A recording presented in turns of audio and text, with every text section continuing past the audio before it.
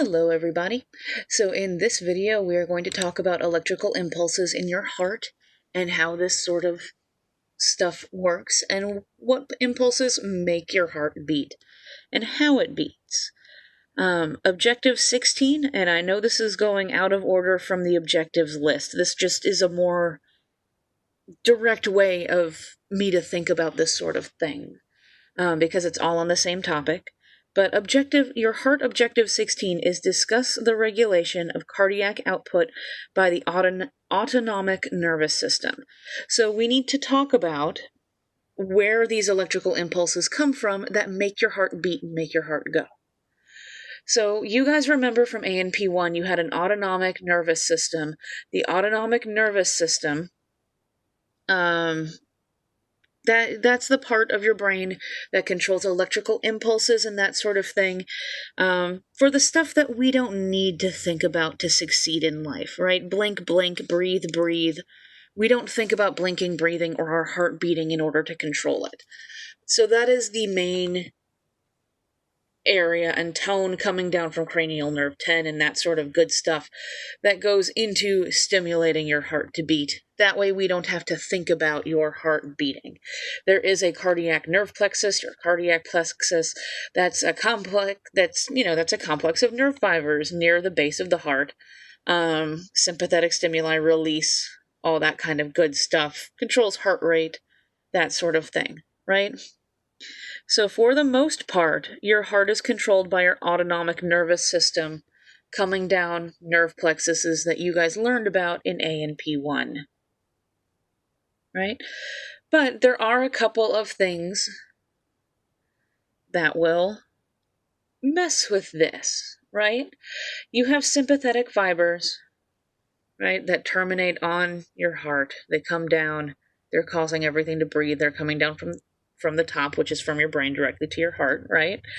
But you do have some parasympathetic nerve fibers in this as well. So your parasympathetic system, to simplify this for your heart, is going to oppose the sympathetic effects. So while your brain and fight or flight are, like, your brain and the autonomic system have the majority of control, you have a decent amount of sympathetic fibers, which, if you remember from ANP1, sympathetic nervous system is your fight or flight response, that kind of thing. So obviously your heart rate is going to increase when you are scared or terrified. It amps itself up in times of danger, right? But your parasympathetic nerve fibers are also there, and they counteract the sympathetic nerve fibers. This is why emotions can have a great deal of effect on your heart, because your parasympathetic nervous system is the one that deals with your emotions, resting and digesting. So if you find out your loved one was cheating on you and that you're breaking up now, this is why you feel that pain in your chest and your heart, and like your heart is sinking, because your parasympathetic nervous system has taken over. It's opposing the sympathetic one, and your emotions can have an effect on your heart rate and that sort of thing, right? So strong emotions like severe heartbreak, fear, disappointment, terror, all that kind of stuff can affect your heart rate.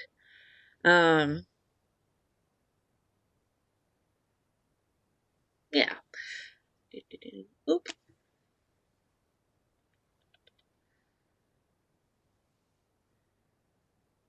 There are also a number of receptors within your heart that help keep it going well. The main one you guys need to know about is the atrial or brain bridge reflex. That one is basically there to increase blood flow to your atria, the top chambers of your heart, because the more blood your heart gets, the more blood it can pump. So if these receptors, baroreceptors or baroreceptors, detect pressure, if you don't remember that term from chemistry and that sort of thing.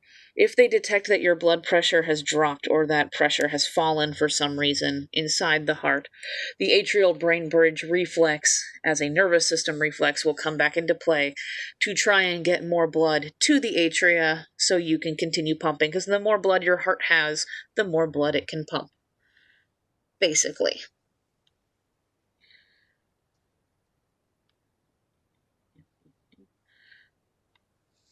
Right? And this brings us to our lovely simplex here of our nerves in the heart. Remember, repolarization of all of these nerve cells and whatnot happens when calcium is inactivated, but the resting membrane potential is a negative 55. Threshold for these muscle fibers and everything firing off is a negative 40. Right? You have a few very distinctive bundles of nerves that fire off in a specific order to keep your heart beating properly. We can order these things with our list of 5. You guys have got to know this list of 5. So you need to know this list of 5, like the order in which your heart fires off. The fancy term for this is the sequence of excitation. So your sequence of excitation from the heart, right? Just reading it off. The SA nodes fire, the AV nodes fire, the AV bundle goes off, right and left bundle branches, and then the Purkinje fibers. To describe what's happening to you, you have 2 major electrical nodes within your heart. Remember, your heart doesn't all spasm at one time. You have a bump, bump, bump, bump, bump, bump kind of rhythm to your heart. Right? So you have looped up. And both of those beats are top, bottom. So you have a electrical node at the top of your heart and an electrical node in the middle to beat the bottom of it. So the way your heart pumps is you have one electrical node up here called the sinoatrial node. That's abbreviated SA node. It's the heart's pacemaker and the first one that goes off. It's the top one and our number one thing. The electrical impulses from your the SA node in your right atrium, it generates impulses about 75 times a minute. This is called your sinus rhythm. And it depolarizes faster than any other part of the myocardium. So this is the part that beats and resets the fastest. It's going to send its signals down to the next node, which is called the AV node or atrioventricular node. Right? It's located at the bottom of your right atrium and the top of the right ventricle. So it's at that lovely corner between atria and ventricles here. So the AV node has smaller diameter nerve fibers, so we are bottlenecking our impulse signal. There are fewer gap junctions between the nerves, right? This is going to delay impulses. That bottlenecking delays the impulses a little bit, approximately 0.1 seconds. So that's 1/10 of a second, right? Your AV node is going to depolarize about 50 times a minute. And the AV node is going to send its signals to somewhere called the bundle of His, or the AV bundle. So the AV bundle, or the atrioventricular bundle here, right, can also be called the bundle of His, and His is capitalized because the German doctor that discovered this name was His, so capital H-I-S, right? So the AV bundle is also called the bundle of His. It is the only electrical connection between the atria and ventricles, because this bundle of nerve fibers is the junction point between atria and ventricles, right? But from there, the bundle of His splits in half, and you end up with a left bundle and a right bundle branch. So you have left and right bundle branches that are running down the interventricular septum, and they are going to carry the impulses toward the apex of the heart. And once those bundles hit the apex of the heart, they go their respective directions, so they hit the tip of the heart, and then they either go right or left, up the right side or the left side, and they start branching out into these smaller fibers called Purkinje fibers, because the doctor that discovered these, his name was Purkinje. So these are Purkinje fibers, and the Purkinje fibers depolarize about 30 times a minute in the absence of AV node input. So these little nerve fibers that are stretching around the exterior of the heart end up beating fewer times a minute. So when your heart is having these electrical impulses, the SA node fires off and the top of the atria beat. The signal travels to the AV node, which causes the middle of your heart to start to beat and contract. That signal goes through the bundle of His and then divides up between right and left. So all of the muscle fibers that are down the interventricular septum start to contract, right, and shrink up. That signal hits the bottom here, goes down the left, or goes down the right and left bundle branches, hits the apex, and then branches out to the sides in Purkinje fibers, and then for your fifth step, the Purkinje fibers cause the outer exterior bottom part of your heart to then finish squeezing in and contracting. So the way your heart contracts goes SA node, AV node, bundle of His, right and left AV bundles, Purkinje fibers. And if we are to draw this out to see what parts of your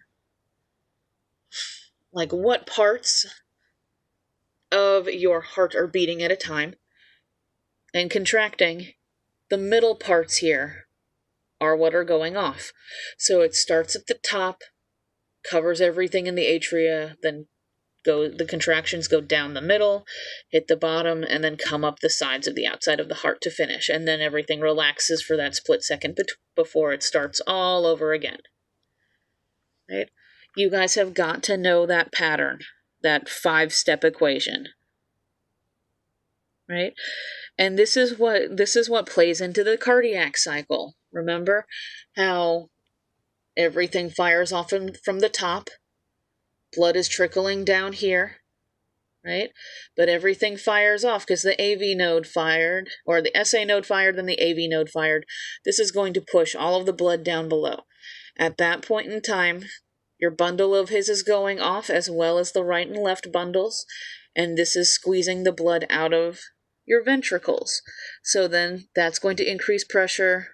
These valves are going to snap shut. Blood is going to be pushed into the pulmonary trunk or the aorta, and everything is relaxing here. So those valves that are leaving the heart are going to snap shut, and then you have that lovely isovolumetric phase right here where everything is at rest and everything is open once again.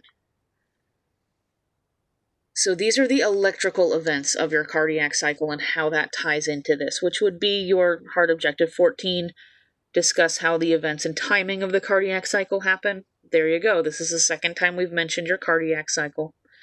Objective 10 was describe all the parts of the conduction system of the heart and trace the conduction pathway. That would be these lovely 5 steps. SA node, AV node, bundle of His, left and right bundles, Purkinje fibers. Right? But those can lead us into some super useful information. Your heart objective 11 is draw a normal electrocardiogram reading and label the individual waves and intervals. Describe what each represents. Heart objective 12 is discuss EKG abnormalities and describe how each looks on an EKG reading. I am not going to throw an EKG reading at you guys and ask you to tell me what's wrong with the person. You'll get to that stuff when you get into nursing school or EMT school and that kind of thing.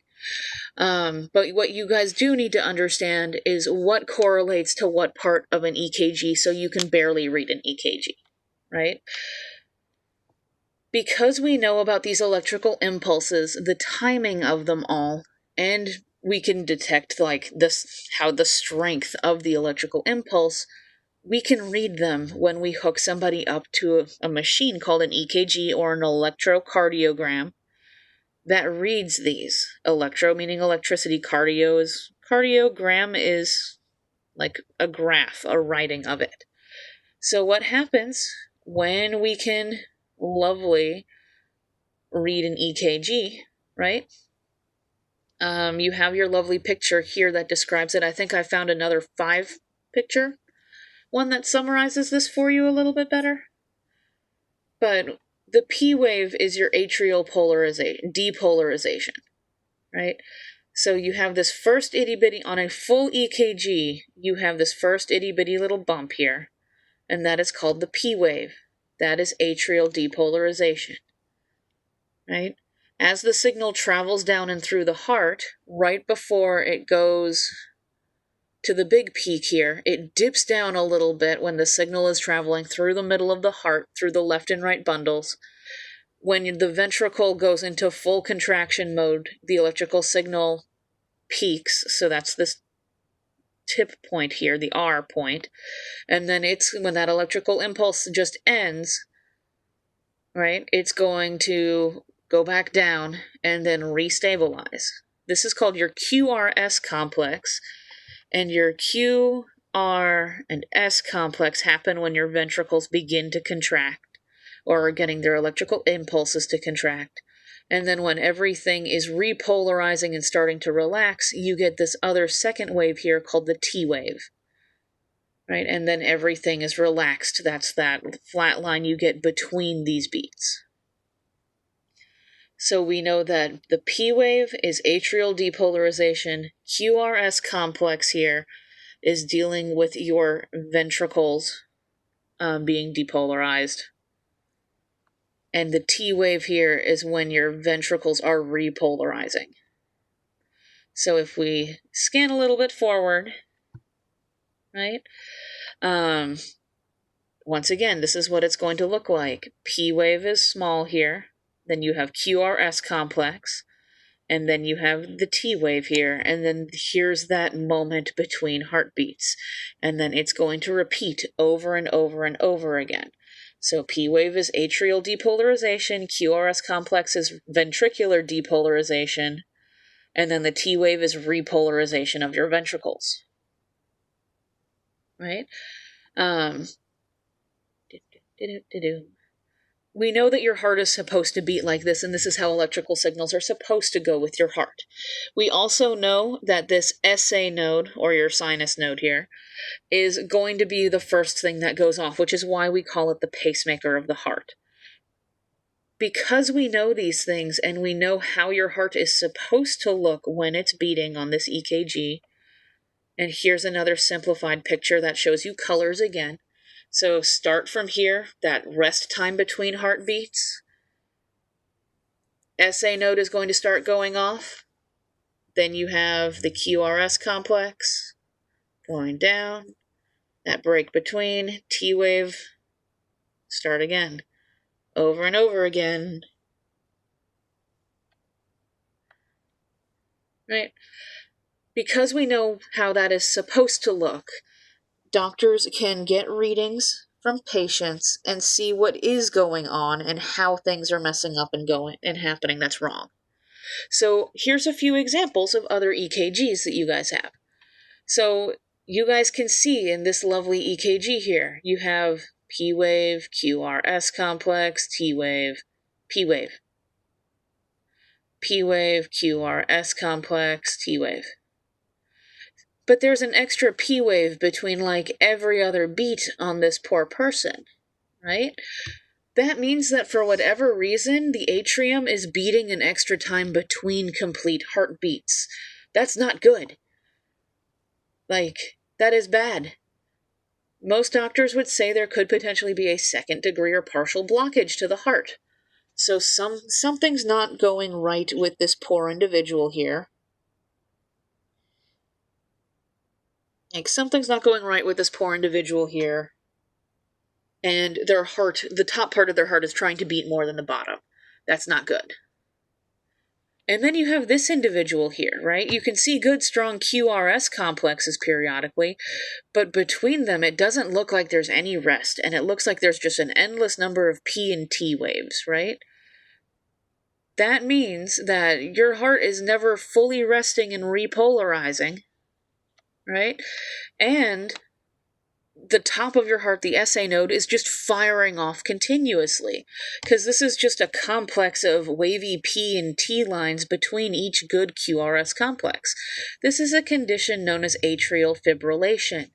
Fibrillation kind of means that a part of your heart is fluttering instead of giving one good strong beat. So instead of being bump, bump, bump, bump, that top part of your heart is kind of going like wavering and then So you have like bump, bump. This tends to happen in elderly people. The top part of the heart is starting to give out. It's beaten so often for 80 years, right? So atrial fibrillation is definitely common amongst our geriatric people. This is also a good case for a pacemaker. This is why they will attach a pacemaker to this individual, because a pacemaker is an electrical device that is hooked up to this SA node here when an individual gets a pacemaker that has a battery pack to it. And it basically, if your SA node does not fire off at the correct time, the pacemaker takes over and sends an electrical impulse for there to be a beat. And it just helps keep track of that and helps people's tickers keep ticking, right? That is the purpose of a pacemaker, to keep this nice and steady. This one here, right? You had this first good beat here, and then all of a sudden everything kind of ends up stepping forward. You still have decently strong QRS complexes, but there's no rest time between them. This weird step here would be the weird P angle, but there's not really a T. There isn't anything that's focusing on,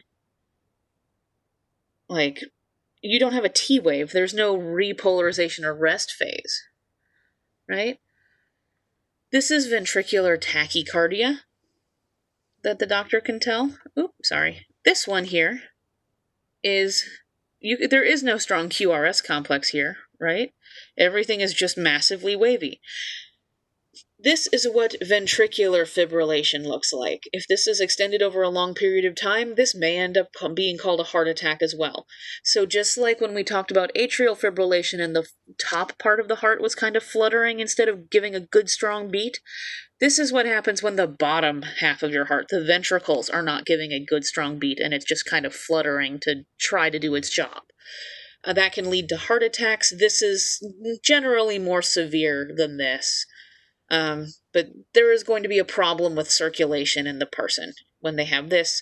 This is what a third-degree blockage would look like. You can tell there aren't any strong beats, but you can tell that the pieces are there. They're just very weak, right? So this is a third-degree blockage. And that would be how people can read EKGs and see what's going on with the person's heart to figure out what's wrong with our patients. This doesn't have anything to do with your actual objectives, but this is how this kind of information can be used, and you guys should know this when you're at school or in public.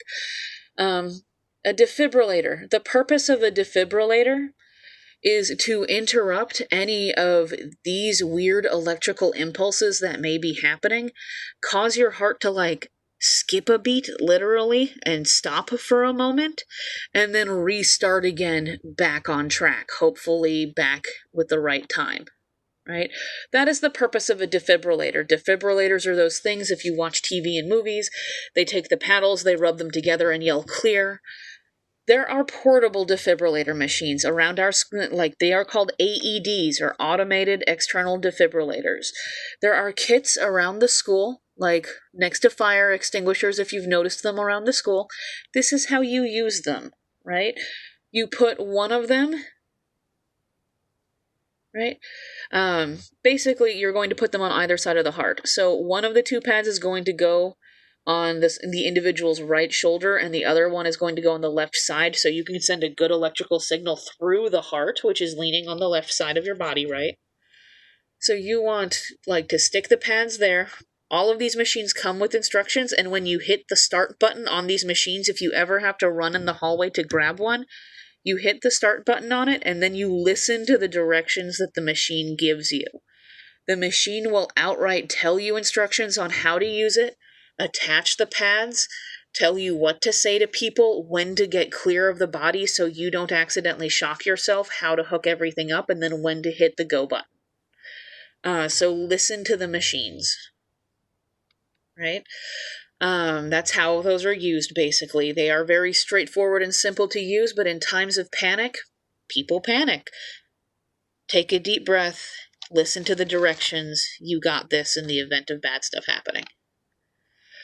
If you don't have any of these machines, we use CPR to keep things going, right? To keep the blood pumping and the heart going in the event that bad things are happening to someone and they don't have a pulse, we will use CPR. Always defer to somebody who is CPR certified and then default up the chains from there. Like, if you're CPR certified but another dude walks up and he's an EMT takes over. If a nurse or a doctor comes, whoever has the highest rank, listen to whatever they say. But the purpose of CPR is to keep blood pumping and blood going.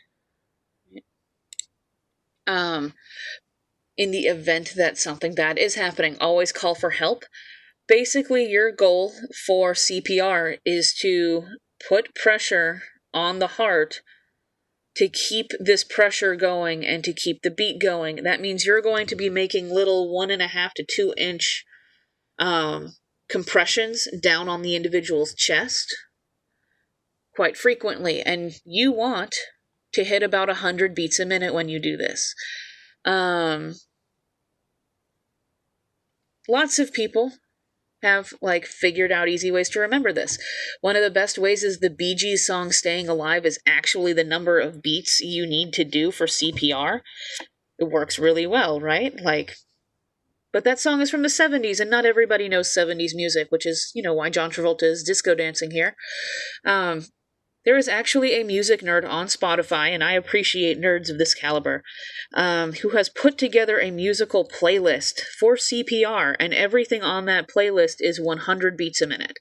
And that playlist has everything on it, from the Bee Gees' 70s disco Staying Alive to Tupac to rock and roll, everything. If the music has 100 beats a minute, the song is on that playlist. And so there is a legit CPR playlist on Spotify that just has songs that have the right number of beats per minute to be able to do CPR. Think about, I would just look at some of the songs on that list or figure that out and then know your favorite one. But that's basically the purpose of CPR. You're pushing on the heart to make it still beat 100 times a minute. Staying alive, staying alive. That's like your Bee Gees song, right? But yeah, those are the electrical impulses of the heart, my dears. The next video is going to be a short rehash of the circulatory system around the heart that you guys need to know. And then after that, I'll get into a math video for you guys. And we will not have much left to cover after that. But I hope you have a wonderful day.